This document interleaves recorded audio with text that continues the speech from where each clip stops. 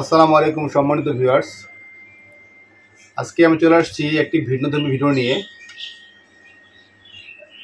এগুলো তো বুঝতেই পারছেন এগুলো কি। এগুলো হচ্ছে মরিচ, একদম গাছ পাকা মরিচ, টকটকে লাল। এগুলো কিন্তু অনেক ঝালও বটে, প্রচণ্ড ঝাল। তো আমি দেখবো যে আপনারা গুনবেন যে আমি কয়টা মরিচ খেতে পারি। এই ঝাল মরিচ আমি কয়টা খেতে পারি আপনারা গুনবেন।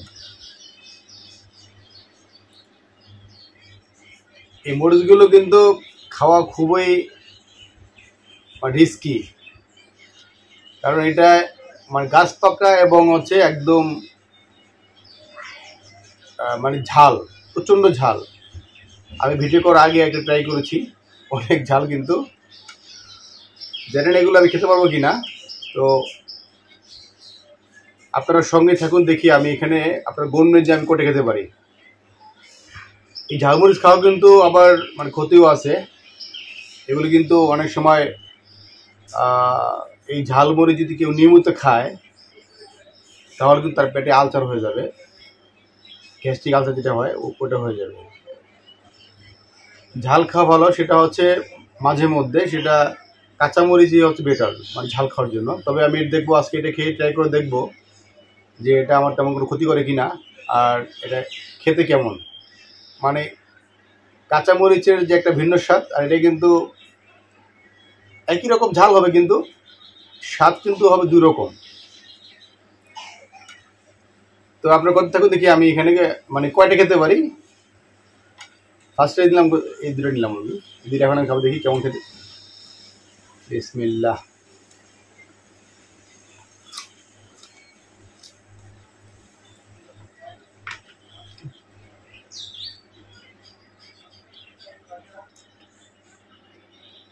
আরো দুইটা।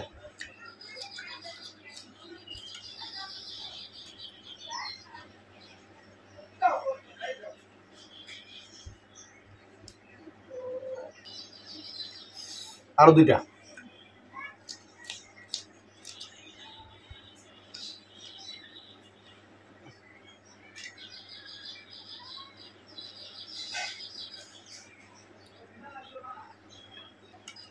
আরো দুইটা। আটটা অলরেডি হয়ে গেছে, আটটা এটা নিয়ে আটটা।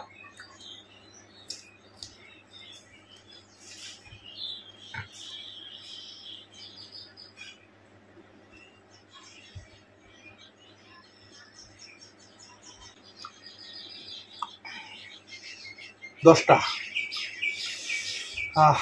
অনেক ঝাল, আর পারবো না।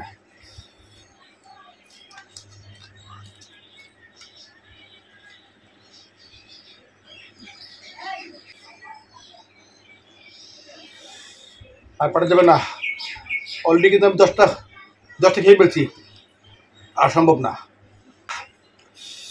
আর খেলে পরে আমি মরে যাব, আর খাওয়া পসিবল না। অলরেডি আমি দশটা খেয়ে ফেলছি, আর খাওয়া পসিবল না। যদি আপনাদের আমার এই ভিডিও ভালো লাগে, অবশ্যই ভিডিওটি শেয়ার করবেন এবং পেজটিতে ফলো দিয়ে রাখবেন। ভালো থাকবেন সকলেই, আল্লাহ হাফেজ।